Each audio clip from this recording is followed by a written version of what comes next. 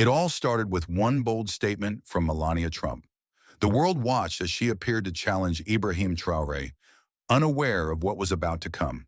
His unexpected response sent shockwaves through the conversation, and it's something you need to see to believe. Let's uncover the story piece by piece. Before we move on, I'd like to ask you a small favor. If you appreciate this content, please take a second to like this video and subscribe to the channel. Over 98% of you watch the videos without subscribing. It costs you nothing, but it makes a huge difference to us. So did you click the subscribe button? Great. Thank you so much. Now back to the video. Melania Trump isn't known for making open challenges, but when she addressed a global audience recently, her words carried a sharper edge than usual. In a moment that immediately stirred reactions, she commented on what she described as the responsibility of leadership to prioritize stability over rhetoric. While she didn't mention any names, it was clear to many that her statement had a specific target. The timing of her comment was especially significant. Delivered during an international forum focused on global cooperation, it came amid growing attention surrounding Ibrahim Traoré, the president of Burkina Faso, and his unorthodox style of leadership in a region facing increasing tension. The tone of Melania's words, calm but pointed, immediately drew headlines. As observers quickly pieced together the possible implications, analysts noted that this wasn't just a general observation about governance. Media outlets began suggesting that her statement aligned too closely with current events in West Africa to be merely coincidental. Ibrahim Traoré, who has earned global attention for his direct and often fiery leadership, had been under scrutiny for decisions that some say challenged international norms. Melania's remark, when viewed in this context, was widely interpreted as a critique of Traoré's approach, pushing stability to the forefront while implying that certain bold moves might undermine it. It felt like a calculated move, not just to make a statement, but to issue a challenge.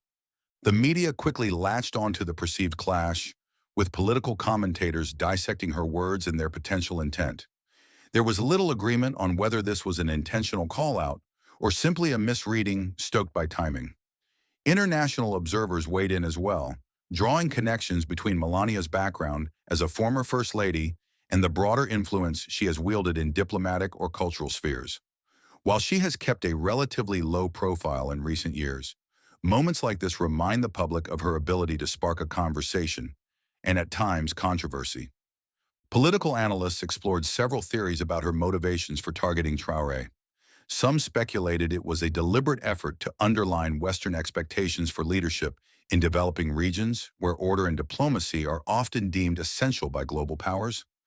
Others believed the statement reflected a larger critique of populist or revolutionary leaders who operate outside traditional frameworks. Whatever the intent, the reaction was swift. Major outlets in Europe, the United States, and Africa began publishing think pieces on what her words might mean for the broader political landscape. Television panels debated whether her comments struck the right balance or overstepped, while social media erupted with trending hashtags referencing the unexpected exchange. A closer look at her role in public discourse paints a clearer picture of why her words carried such weight. Ever since her tenure as First Lady, Melania has maintained a unique position, a blend of mystique and calculated messaging that often leaves room for interpretation. Her ability to insert herself into global conversations without overexposing herself creates an air of significance around her rare public comments. This statement followed that pattern, but it was different in tone, almost challenging the idea of power dynamics in a region marked by constant shifts. Reports indicated that Ibrahim Traoré became swiftly aware of the comment. Sources close to his administration noted that his advisors presented the statement to him only hours after it began circulating.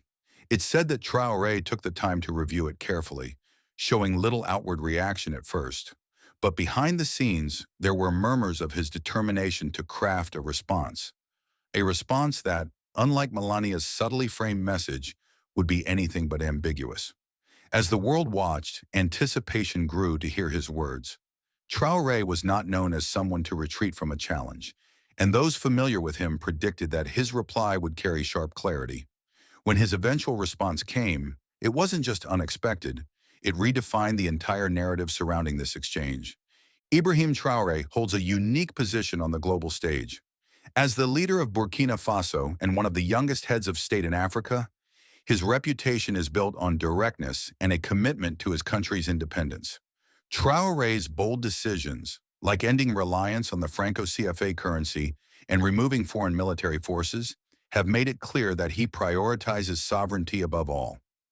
To many, his leadership represents a shift in how weaker economies engage with powerful nations, and his actions carry a weight that often backs up his unapologetic rhetoric.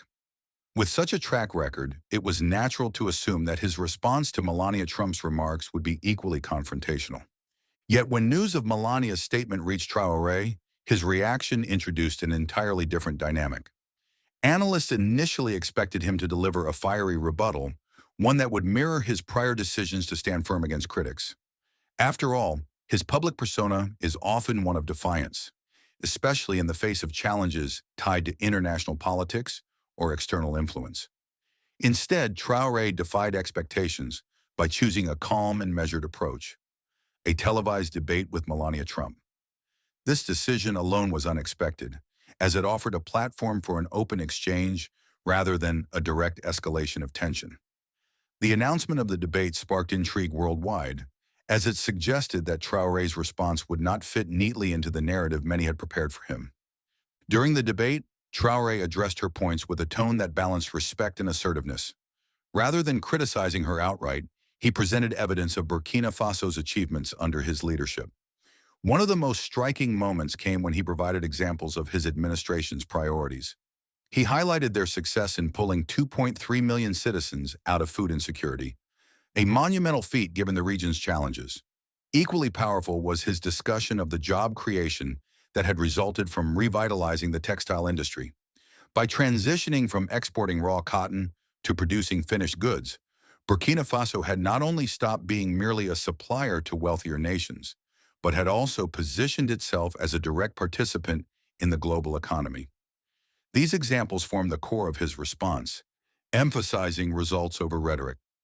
Traore also challenged the assumptions that often surround countries like his. At one point, he responded to broader criticisms of his leadership by reframing the idea of civil freedoms. He told Melania directly that freedom is not just about voting every 4 years, but ensuring that leaders report to their citizens daily and deliver tangible results. He added that the greatest freedoms are the ones that shape everyday life, such as a child's right to grow up without fear and a family's access to food. These statements underscored his philosophy that leadership must address immediate, practical needs rather than rely solely on abstract ideals, a perspective that caught many off guard. Throughout the discussion, Traore also shared his broader vision for Africa, one that moved away from dependency on foreign aid or intervention. He declared, "It's time to show the world that Africa doesn't need tutors. It needs partners who respect us as equals." This line resonated far beyond the immediate debate. While Melania had entered the exchange with a critique rooted in Western frameworks of stability, Traore demonstrated an alternative approach that prioritized agency and respect. His ability to remain composed while presenting such a resolute stance left an impression not only on the audience, but on Melania herself, who admitted, "I must admit that I entered this conversation with assumptions that clearly they were wrong." What made this instance even more impactful was its departure from Traore's previous methods. In the past, he had tackled criticism with swift and decisive action, such as expelling French troops or taking bold public stances. This time, however, he opted for dialogue, framing his points not as a defense, but as a declaration of Burkina Faso's progress and potential. It bridged a gap between his usual pragmatism and a broader international audience's expectations, offering a moment that shifted both the tone of the conversation and its underlying assumptions. The aftermath of Traore's response would bring even more attention to this exchange. For now, though, the measured approach he adopted had already created ripples far beyond the debate itself, reshaping the narrative in ways no one had anticipated. The aftermath of Ibrahim Traore's response created a ripple effect that no one on either side could have predicted. Media outlets around the world scrambled to dissect what had just unfolded. Traore's reply wasn't just considered a political statement, it was seen as a cultural moment. News anchors described his tone as commanding but unexpectedly diplomatic, while opinion pieces debated the historical weight of a leader, from Burkina Faso addressing someone like Melania Trump on equal footing. Social media lit up almost instantly. Hashtags related to the exchange trended globally, with users praising the rare civility of the conversation, while others analyzed every line for potential deeper meaning. Not everyone, however, walked away in agreement. Some commentators questioned Traore's strategy. Critics felt his approach, which avoided outright confrontation, was uncharacteristic, almost too restrained for a leader celebrated for bold actions. Meanwhile, others took issue with Melania's initial remarks, viewing them as unnecessarily condescending in tone.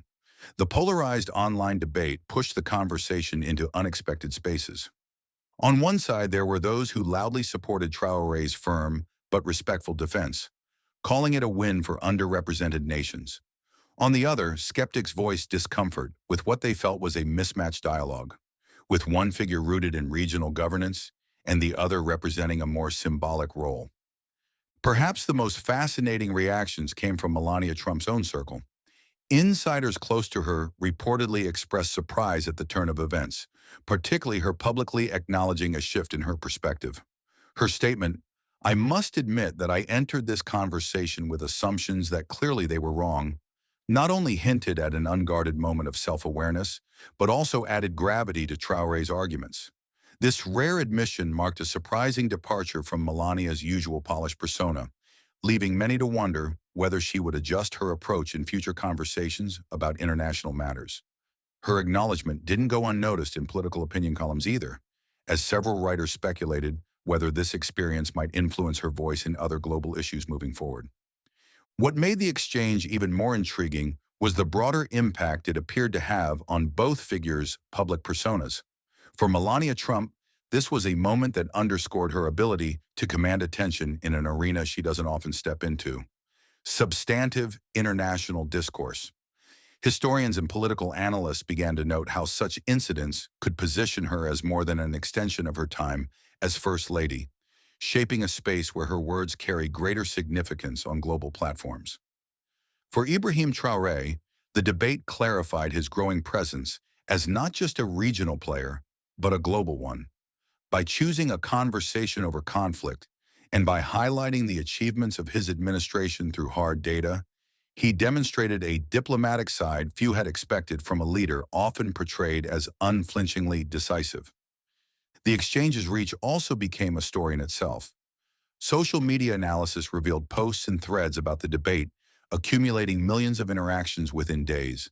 News networks from Africa to Europe dedicated extensive coverage to their perspectives on the interaction, often comparing the contrasting cultural and political lenses that shaped it.